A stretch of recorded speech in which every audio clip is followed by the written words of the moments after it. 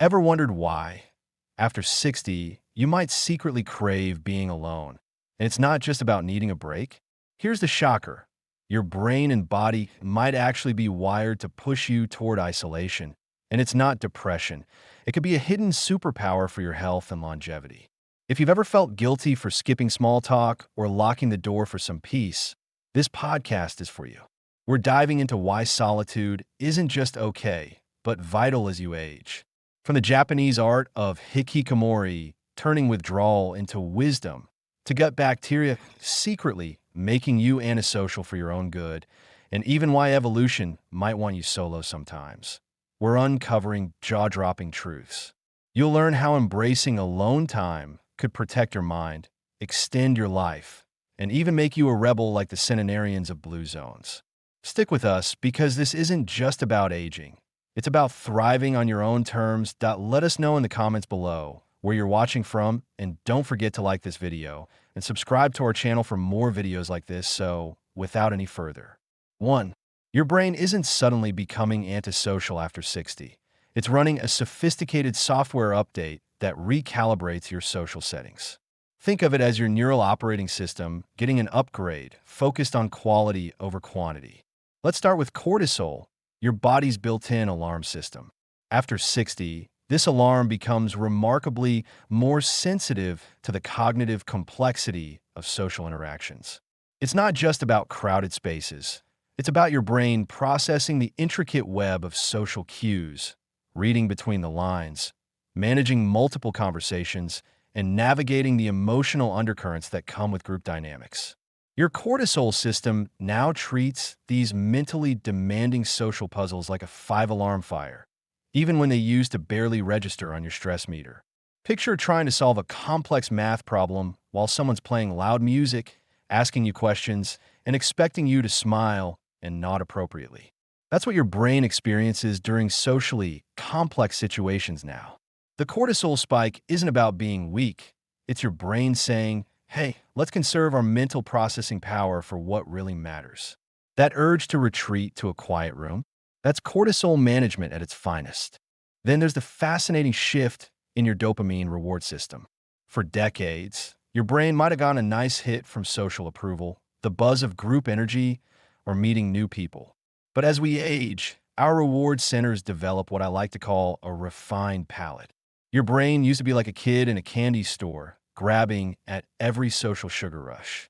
Now, it's become a connoisseur, seeking out the complex, satisfying flavors of meaningful experiences. The dopamine reward from finally mastering a challenging book, spending an afternoon in deep focus on a hobby, or having one profound conversation can become far more potent than the fleeting high of surface-level social chatter. It's not that social rewards disappear. It's that your brain has upgraded its reward algorithm to prioritize depth over breadth, quality over quantity. Here's where it gets really fascinating from a biological perspective. Your brain's preference for selective socialization might be echoing an ancient survival program. Throughout human history, elders who conserved their energy and focused their cognitive resources strategically were more likely to survive and pass on crucial knowledge. Think about it. If the tribal wisdom keepers were constantly caught up in every social whirlwind, they might not have had the mental reserves for the deep thinking, problem-solving, and knowledge preservation that kept their communities alive. This selective social approach allowed our ancestors to reduce exposure to energy-draining interactions while maintaining their cognitive sharpness for when it truly mattered. Your brain isn't throwing a tantrum when it craves quiet. It's following a blueprint refined over thousands of years, one that says strategic solitude is premium fuel for longevity and wisdom. So the next time you feel that pull toward peace and quiet, instead of questioning it, maybe ask yourself, what is my upgraded brain trying to optimize here? What ancient wisdom is it nudging me toward? Your craving for solitude isn't a social failing. It's a neurological feature, not a bug. 2. Ever heard of Hikikomori? In Japan, this term describes young people who withdraw completely from society, often seen as a social problem. But what if a modified, mature version of this withdrawal isn't a problem for seniors, but a pathway to wisdom and well-being. Japanese culture offers a framework for what I call the art of strategic withdrawal. It's not about becoming a hermit, but about powering up your inner world through chosen solitude. This connects beautifully with ikigai, your reason for being. While we typically associate ikigai with active engagement and community involvement, what if your ikigai in later life can be found in periods of deliberate solitude?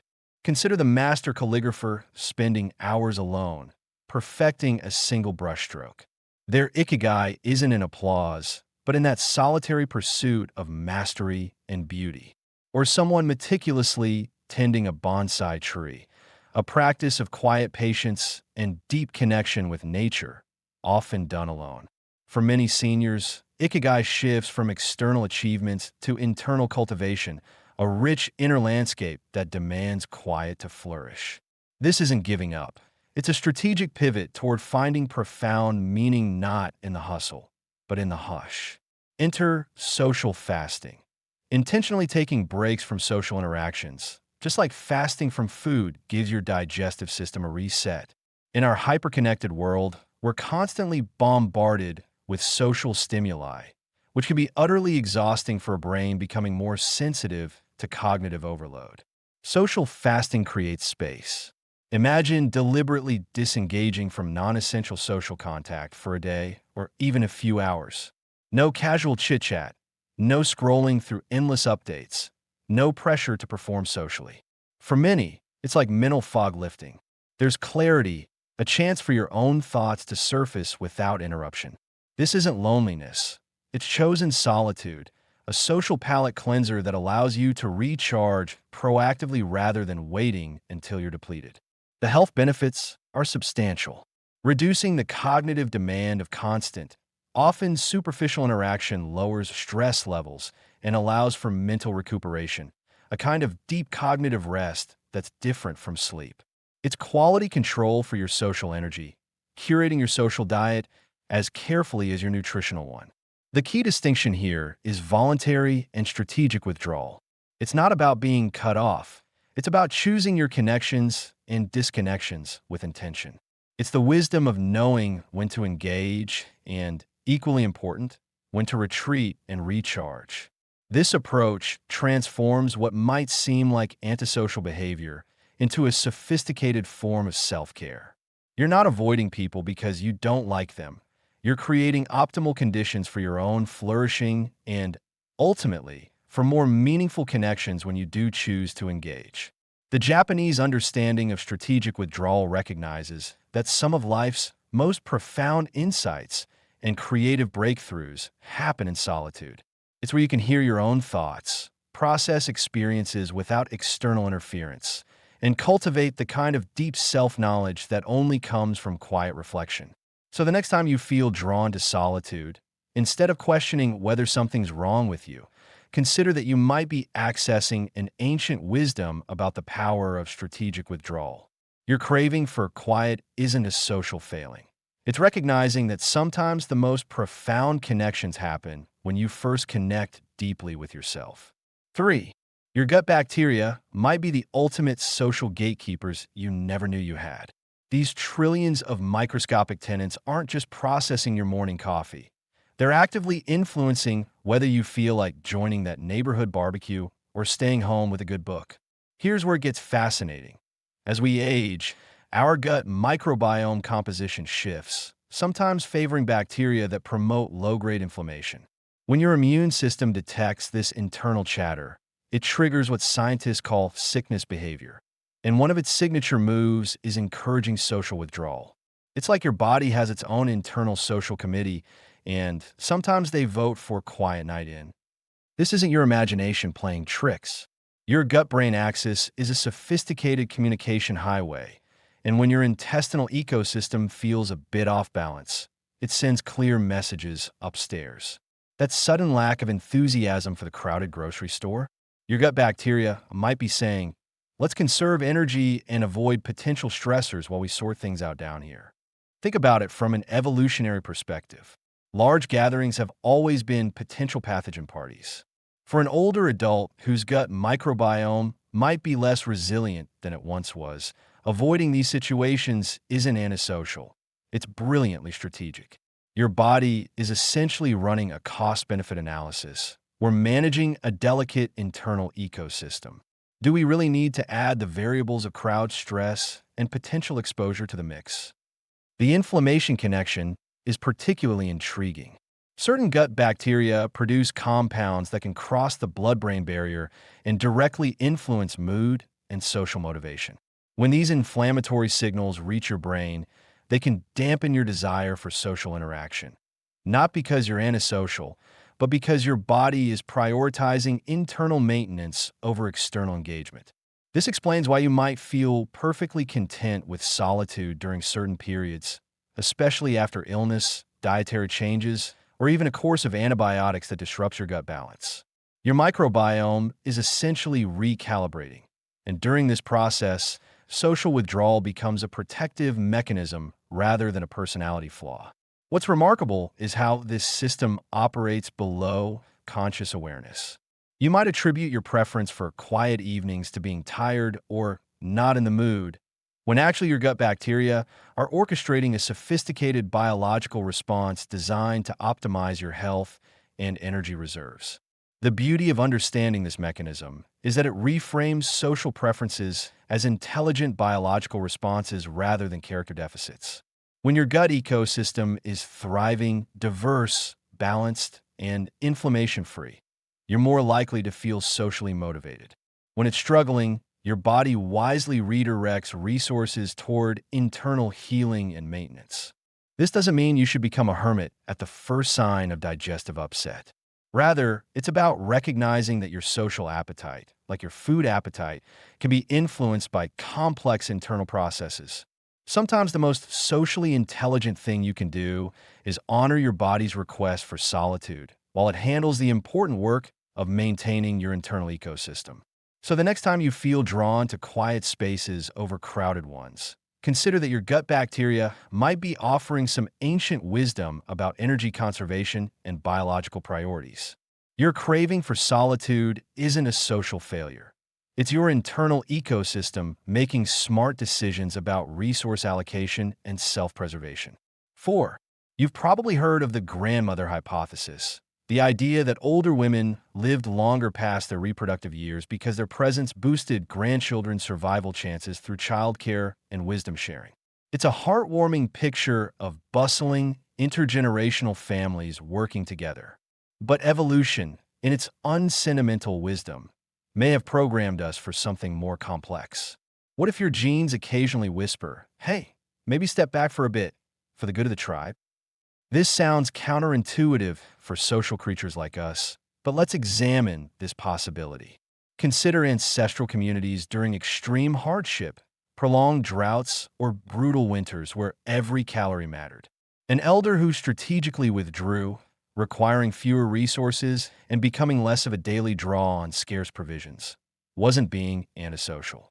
This could have been an evolutionary strategy where their self-imposed isolation freed up just enough resources for younger, reproductive members or vulnerable children to survive. Evolution plays the long game, and survival isn't always about group cooperation. Here's another angle. Think of it as biological quarantine driven by evolutionary instinct. An elder who had accumulated a lifetime of experiences and immunities was also a precious vessel of unique societal memory. During novel disease outbreaks, an instinctive pull towards solitude could have served as protection not just for the elder, but for the critical knowledge they carried. If the elder who knew the only way to find water during drought or navigate seasonal migrations went into isolation during a plague, they might avoid infection and preserve that vital information for the group's eventual recovery. It's like the tribe's most valuable hard drive instinctively putting itself in a fireproof safe. This selective solitude strategy appears in modern longevity hotspots too. In blue zones around the world, some of the oldest and wisest members don't fit the social butterfly stereotype. Many centenarians in these regions are surprisingly selective about social engagement, choosing quality over quantity in their interactions. Take Okinawan elders who practice moai, small, tight-knit social circles, but also value significant periods of contemplative solitude. Or Sardinian shepherds who spend decades in relative isolation tending flocks, yet maintain remarkable longevity and mental acuity. These aren't examples of social withdrawal due to decline, but rather strategic choices about energy allocation and social engagement. The Mediterranean island of Ikaria, famous for its centenarians, has a cultural tradition called panegyri, community festivals, but equally values the concept of taking time alone for reflection and rest. Icarian elders often describe their longevity secrets as knowing when to engage and when to retreat, treating solitude as an active choice rather than a passive state. Even in Nicoya, Costa Rica, another blue zone, the concept of plan de vida, life purpose, often includes deliberate periods of solitude for reflection and spiritual practice. These elders aren't hermits, but they've mastered the art of strategic social engagement combined with restorative isolation. What's fascinating is that these blue zone rebels often report feeling most energized and socially connected after periods of chosen solitude. They've intuitively discovered what research now confirms: that selective social engagement can be more beneficial than constant social stimulation, especially as we age. So that quiet pull you sometimes feel, that urge to retreat from the hubbub, might not just be your brain optimizing or your gut bacteria having their say. It could be the echo of an ancient survival program, a genetic whisper suggesting that sometimes being alone isn't just good for you. It was once good for everyone. This isn't about becoming a permanent hermit, but about recognizing that selective solitude has deep evolutionary roots and continues to serve us well in modern times. The next time you choose quiet over crowds, remember you're not just following a personal preference. You're honoring an ancient wisdom that helped our species survive and thrive for millennia. 5. Picture this. While researchers were busy documenting the social butterflies of blue zones, they kept stumbling across these fascinating outliers who seemed to have missed the memo about community being everything. These weren't your typical longevity success stories. These were the rebels, the ones who looked at all that village socializing and said, "Thanks, but I'll pass." Take the legendary shepherds of Sardinia's most remote highlands. We're not talking about your weekend hobby farmers here. These were men who vanished into the mountains for months, sometimes years, emerging only when absolutely necessary. Local folklore speaks of shepherds who became almost mythical figures, known more by the quality of their cheese and the health of their flocks than by their participation in village life. Some reportedly lived well past 100, their minds sharp as the mountain air they breathed daily. What made them different wasn't just their solitude, but their fierce independence. They actively chose isolation over what they saw as the exhausting theater of village politics and social obligations. Their world wasn't empty. It was intensely populated with sheep, weather patterns, seasonal changes, and the kind of deep environmental awareness that comes from decades of undivided attention to the natural world. Then there are the tea artisans of remote Okinawa, particularly the women who dedicated their entire lives to perfecting their craft in near-complete solitude. While their neighbors were forming moai groups and attending community gatherings, these women were developing an almost supernatural connection to their tea plants. They could predict weather changes by the way leaves curled, knew the exact moment for harvest by subtle color shifts invisible to others. These tea masters often lived in small, isolated plots far from village centers. Their social interactions were minimal but incredibly meaningful. Perhaps a monthly visit from a tea merchant who understood the value of their work or the rare apprentice worthy of their knowledge. Many lived well into their 90s and beyond, their days structured entirely by the needs of their plants rather than social calendars. What's fascinating is that these individuals weren't antisocial or depressed. They were making a calculated choice based on what energized versus drained them. They seem to understand intuitively that not all human interaction is beneficial, especially as we age. The constant low-level stress of managing social relationships, remembering social obligations, and navigating interpersonal dynamics was, for them, more costly than beneficial. Their longevity suggests something profound about the relationship between solitude and health. While most Blue Zone research focuses on community connections, these rebels discovered that for some people, extensive solitude isn't just tolerable, it's optimal. They found their life force not in social energy, but in deep, sustained focus on meaningful work. These stories challenge our assumptions about what healthy aging looks like. Maybe the secret isn't always more connection, but rather the wisdom to know which connections truly serve us and which ones simply create noise. Perhaps the most rebellious act of all is choosing depth over breadth, quality over quantity, and listening to your own needs rather than following conventional wisdom about what should make you happy. The next time someone suggests you need to be more social for your health, remember the Sardinian shepherds and Okinawan tea masters. Sometimes the most radical thing you can do for your longevity is to honor your own rhythm, even if it looks nothing like what the experts recommend. 6. We've all been there, stuck in a social situation, nodding along to chatter about the weather, the traffic, or someone's cousin's new puppy. It seems harmless, right? Just a bit of social lubrication.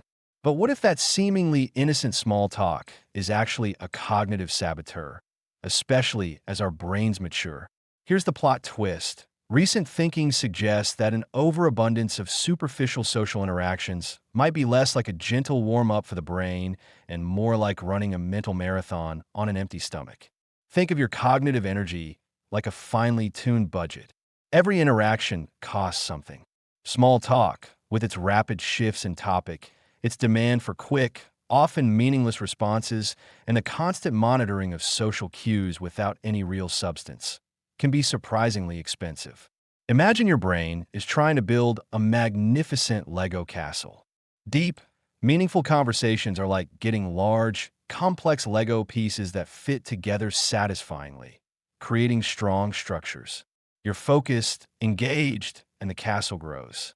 Small talk, on the other hand, is like someone constantly throwing handfuls of tiny, mismatched, single-stud Lego pieces at you. You're busy trying to catch them, sort them, and figure out what to do with them, but the castle doesn't get much taller or stronger.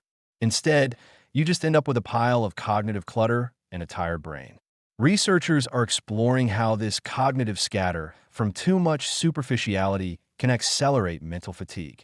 It's not the socializing per se, but the type of socializing. What's the alternative? Deep conversations, the kind where you explore ideas, share vulnerabilities, or really listen to another's story, act more like cognitive weightlifting. They demand sustained attention, complex information processing, and empathy. These activities can actually help preserve and even enhance cognitive function by strengthening neural pathways. It's the difference between idly channel surfing and watching a compelling documentary that makes you think. And then there's silence. Often misunderstood as loneliness or disengagement, intentional silence or quiet contemplation can be a powerful cognitive preserver. It gives the brain essential downtime to process information, consolidate memories, and clear out that mental cache cluttered by too many superficial inputs. Think of it as defragmenting your brain's hard drive. It's not empty. It's actively restorative. So, how do we navigate this? It's about shifting from a quantity mindset to a quality focus. Become a social connoisseur. Instead of accepting every social invitation or engaging in every passing chat, be more selective. Ask yourself, is this interaction likely to be nourishing or draining? If you find yourself cornered in a small talk vortex, have a polite exit strategy.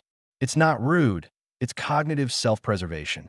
Or try to gently steer the conversation towards something with a bit more substance. You might be surprised who else is craving it.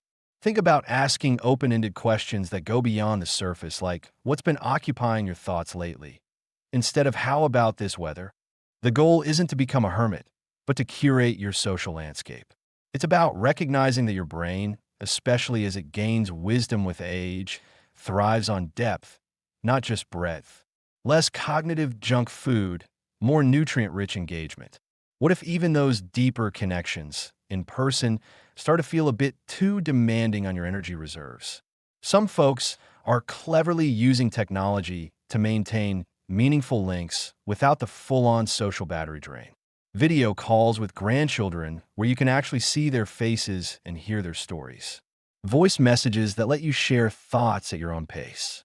Even carefully chosen online communities where you can engage with people who share your interests without the pressure of immediate response or physical presence.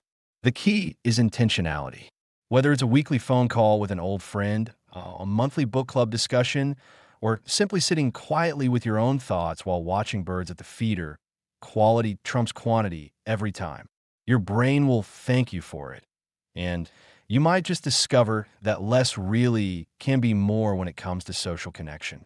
Pay attention to how different social interactions make you feel over the next week. Which ones leave you feeling mentally sharper and more energized, and which ones leave you feeling like your brain needs a long nap. Trust those signals. Your cognitive health depends on it. 7. The digital hermit isn't what you might picture, someone hunched over a computer, avoiding daylight. We're talking about savvy individuals using technology to connect with the world on their own terms, creating what I like to call digital insulation rather than isolation. After recognizing that our brains crave more focused, less frenetic social lives, the strategic use of technology becomes your secret weapon. But how do you stay connected without getting sucked into an energy vortex? Enter virtual presence robots. Now, before you roll your eyes, hear me out. These aren't about replacing human contact. They're about enabling filtered presence. Picture this. There's a family gathering happening miles away. Instead of the exhaustion of travel or the overstimulation of a crowded room, a small tablet-like robot on wheels becomes your proxy. You can beam in, see faces, join conversations for the crucial moments, the birthday song, the big announcement, then gracefully log off when your social reserves start dipping. Your digital ambassador handles the mingling while you catch the highlights. It's like having a personal envoy who never needs a post-party recovery nap. Here's where things get fascinating. AI companions. Before you dismiss this, consider that AI is evolving beyond weather reports and shopping lists. We're seeing companions designed to learn your preferences, engage in surprisingly nuanced conversation, and crucially, respect your boundaries implicitly. An AI companion doesn't get offended if you suddenly switch from discussing your garden to analyzing last night's mystery novel. It doesn't bring emotional baggage or dish out unsolicited advice unless you specifically request it. Think of it as a social sandbox where you can interact without fear of saying the wrong thing or overextending yourself. Some folks use AI to help manage their social calendars, acting as a protective buffer around their cherished quiet time. It's verbal processing without the complex dance of human social dynamics. The beauty lies in control. These technologies, used mindfully, put you back in the driver's seat of your social life. You're not being antisocial. You're being pro-boundary management. You're curating connections that enrich rather than drain, staying engaged while protecting what matters most, your mental clarity and emotional well-being. This isn't about becoming isolated. It's about becoming strategically selective, using technology as a tool for intentional living rather than letting it overwhelm you. The stereotype of the disconnected senior gets replaced by someone cleverly navigating the modern world, staying connected and engaged while remaining refreshed in spirit. Consider this. What's one digital tool you currently use or could start using, not to add more noise to your life, but to intentionally create space for meaningful connection on your terms? The goal isn't to hide from the world. It's to engage with it more thoughtfully, preserving your cognitive resources for what truly matters to you. 8. Picture an Italian grandmother who's been bustling since dawn, tending her tomatoes, rolling pasta, orchestrating the family chaos. Then 2 p.m. hits, and something magical happens. The door locks. The phone goes unanswered. The world simply has to wait. This isn't your typical afternoon nap, though that might be part of it. What started centuries ago as a practical escape from scorching Mediterranean heat has evolved into something far more sophisticated, a culturally mandated mental health break that makes modern wellness gurus weep with envy. Here's what's brilliant about this system. It's not antisocial, it's strategically social. while the rest of us gulp our third espresso to power through afternoon brain fog. These cultures have institutionalized the pause button. Everyone knows the rules. You don't call Nana at 2:30 p.m. unless someone's bleeding or the house is on fire. This shared understanding eliminates the guilt that plagues people in other cultures when they try to set similar boundaries. Behind that locked door, magic happens to your nervous system. Your body shifts from fight or flight mode to rest and digest mode. This isn't just physical rest. It's a complete system reboot. Think of it as defragmenting your mental hard drive, except it happens daily instead of when your computer finally crashes. The health implications are staggering. Chronic, low-grade stress, the kind that comes from being perpetually available and responsive, literally shortens your life. This daily withdrawal acts as a powerful antidote. It's not a grand gesture of self-care once a month. It's a small, consistent investment in your biological savings account that compounds over decades. In Spain, they've perfected the transition with sobremesa, that leisurely time spent lingering after lunch, talking and digesting before the afternoon quiet begins. It's like a gentle gear shift rather than slamming on the brakes. The research backs this up beautifully. Studies on Mediterranean populations consistently show lower rates of cardiovascular disease, depression, and cognitive decline. Sure, the olive oil and fresh fish help, but this daily rhythm of engagement and withdrawal might be just as crucial. Your brain needs predictable downtime to consolidate memories, process emotions, and literally clean house, clearing out metabolic waste that accumulates during active periods. What's particularly clever is how this practice scales with age. As you get older and your energy becomes more precious, having a built-in cultural permission slip to be unavailable becomes invaluable. You're not being difficult or antisocial. You're following a time-tested protocol for human flourishing. The beauty lies in its simplicity and sustainability. No apps, no complicated schedules, no expensive retreats. Just a daily acknowledgement that humans aren't machines designed for constant output. We're biological beings with natural rhythms that deserve respect. Modern sleep research reveals why this works so well. That afternoon dip in alertness isn't a character flaw. It's hardwired into our circadian biology. Instead of fighting it with caffeine and willpower, Mediterranean cultures lean into it. They've turned a biological vulnerability into a cultural strength. Consider your own relationship with afternoon energy. Do you fight the natural dip, or could you work with it? Even a brief, intentional pause, phone off, door closed, world temporarily dismissed, can provide remarkable benefits. The key is making it non-negotiable and guilt-free. This isn't about becoming Italian or moving to Spain. It's about recognizing that sustainable well-being requires rhythm, not relentless activity. The Mediterranean Siesta offers a masterclass in how cultures can support individual health through collective wisdom. Your body already knows this rhythm exists. The question is whether you'll honor it or continue fighting against one of humanity's most enduring wellness practices. Sometimes the most radical act isn't doing more. It's giving yourself permission to strategically do less. 9. Your senses aren't betraying you as you age. They're becoming your most honest advisors. That bustling restaurant you once loved now feels like being trapped in a blender, and those blazing supermarket lights seem designed by someone who clearly hates eyeballs. Your body isn't failing. It's getting pickier about quality. Let's talk hearing first. It's not just a volume issue. It's about your brain's bouncer getting more selective. Picture your auditory cortex as an exclusive club with a doorman who used to be great at separating the VIP conversation from the background riffraff. Now that bouncer is either more tired or more discerning, making it harder to isolate one voice in a crowd. So when you prefer quiet coffee shops over noisy bars, you're not becoming antisocial. Your auditory system is saying, let's optimize this experience, shall we? A journalist who once thrived in a chaotic newsroom might now do their best work in a silent home office. That's not decline, that's refinement. Vision changes are equally strategic.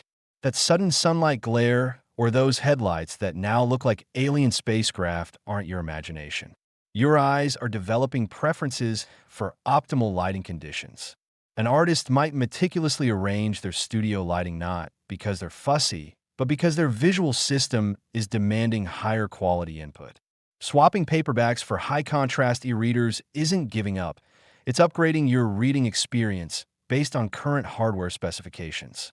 Touch sensitivity can swing both ways.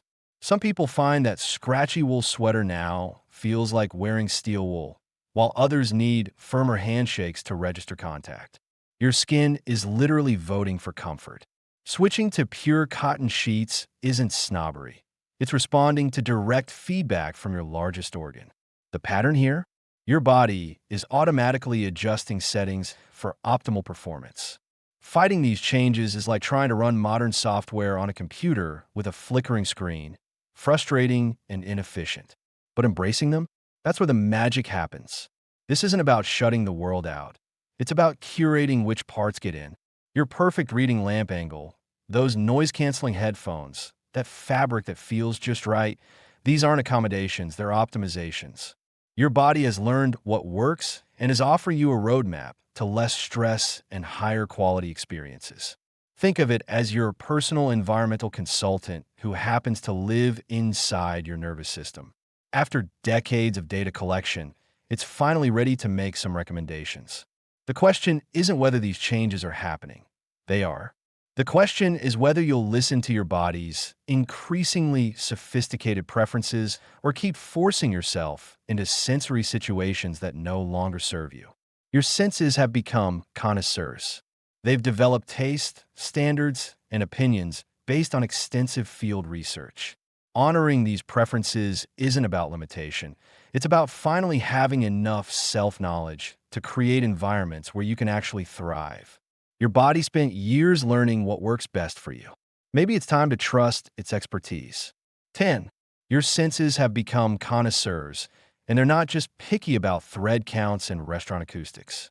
They've also developed a keen nose for commitments that reek of energy vampires.